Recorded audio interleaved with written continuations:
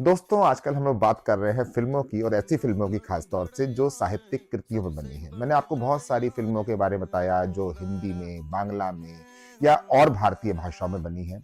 लेकिन साहित्य तो पूरी दुनिया में रचा जाता है और आज हम लोग बात कर रहे हैं एक ऐसे बड़े कथाकार की, एक ऐसे बड़े नाटककार की जिसके नाटक पूरे विश्व को जानता है, पूरे विश्व ने देखे हैं और विश्व की लगभग देशों ने उन पर अपनी फ़िल्में बनाई हैं। जी हाँ, बात कर रहे हैं हम शेक्सपियर की और हिंदुस्तान में बात कर रहे हैं हम फ़िल्म ओमकारा की। ओमकारा वर्ष 2006 की अपराध ड्रामा पर आधारित हिंदी भाषा की भारतीय फ़िल्म है, जिसे विशाल भारद्वाज ने डायरेक्ट किया है और उसका सह-लेखन भी किया है।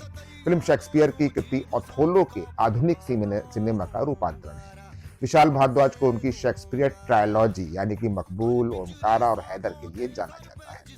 पर उन्होंने बहुत बाद में शेक्सपियर के नाटकों को ढंग से जाना।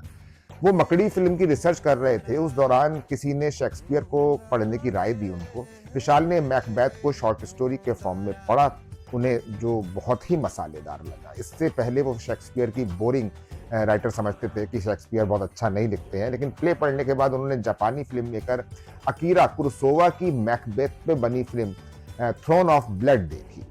तब जाकर उन्हें शेक्सपियर के नाटकों की ताकत का अंदाजा हुआ और उसके बाद विशाल ने उनके प्लेस पर तीन तीन फिल्में बनाई और सबके जो मास्टरपीस रहा वो रही ओमकारा। 2000 के आसपास की बात है। उस समय विशाल भारद्वाज की मकड़ी आई नहीं थी। इंडस्ट्री उन्हें एक म्यूजिक कंपोजर के तौर पर ही जानती थी, पर अजय देवगन उनके डायरेक्शन स्किल से वाकिफ थे। विशाल ने उन्हें एक स्क्रिप्ट सुनाई। अजय फिल्म में पैसा लगाने को तैयार हो गए। फिल्म का नाम था बर्फ। शूट शुरू हुआ बर्फ का। इसके 6 गाने भी रिकॉर्ड कर लिए गए, लेकिन वो थोड़ी एंटी पाकिस्तानी फिल्म थी, तो उस समय भारत पाक के संबंधों में कुछ सुधार हो रहा था, इसलिए फिल्म रोक दी गई थी। उसके बाद अजय ने अपने बैनर के तले 2005 तक कोई फिल्म प्रोड्यूस नहीं की। खैर, बात आई गई हो गई। विशाल मकड़ी और मकबूल बना चुके थे। दोनों ही फिल्मों की को क्रिएटिविटी को सराहा गया था। 5 साल बाद विशाल फिर अजय के पास एक स्क्रिप्ट लेकर आए। इसमें अजय इस समय अजय और करीना लीड रोल में थे। इस समय अजय देवगन अपने भाई की एक फिल्म ब्लैकमेल के प्रोडक्शन में व्यस्त थे, लेकिन फिर भी विशाल की काबिलियत को देखते हुए अजय देवगन ने इस फिल्म को करने की हामी भर दी और अजय इस फिल्म को प्रोड्यूस करने के लिए भी राजी हो गए। निर्देशक विशाल भारद्वाज ने संगीत निर्देशन के साथ इस फिल्म का पार्श्व संगीत भी तैयार किया है। गुलजार के कई गीत हमेशा ही उनके दर्शकों को लुभाते रहे हैं और आश्चर्य में भी डालते रहे हैं। ओमकारा के गीत बीड़ी जलाए ले जिगर से पिया ने गुलजार के गीत लिखने की रेंज को लेकर सबको आश्चर्य में डाल दिया। चप्पा चप्पा चरखा चले से लेकर बीड़ी जलाए ले तक गुलजार ने सबको हैरान ही किया है। ये गाना मशहूर भी बहुत हुआ। फिल्म की शूट आउट राज्य उत्तर प्रदेश के पश्चिमी प्रांत यानी कि मेरठ में की गई।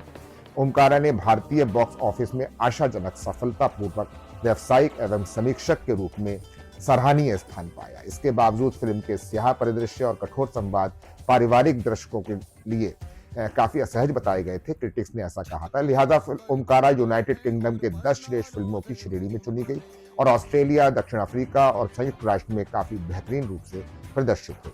ओमकारा अपने चुस्त पटकथा, बेहतरीन ड्रामा संयोजन और शीर्ष अदाकारों के साथ अजय देवगन और करीना कपूर की ये फिल्म अब तक की सबसे उत्कृष्ट फिल्मों में से गिनी गई है।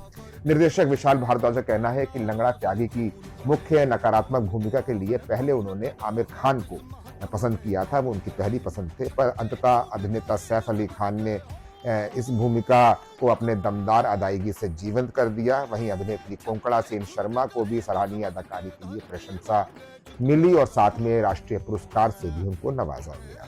फिल्म को मार्शेड्यू फिल्म सेक्शन के सहयोग से कांस फिल्म उत्सव में ट्रेलर प्रदर्शन के साथ फिल्म ओमकारा के निर्माण पर एक किताब का विमोचन भी हुआ।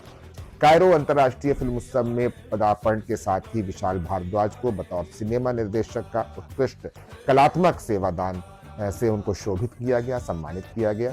कारा फिल्म उत्सव में फिल्म को 3 पुरस्कार मिले। फिल्म एशियन फेस्टिवल के प्रथम फिल्म के साथ 3 राष्ट्रीय फिल्म पुरस्कार और 7 फिल्म फेयर पुरस्कार से भी ये फिल्म नवाजी गई।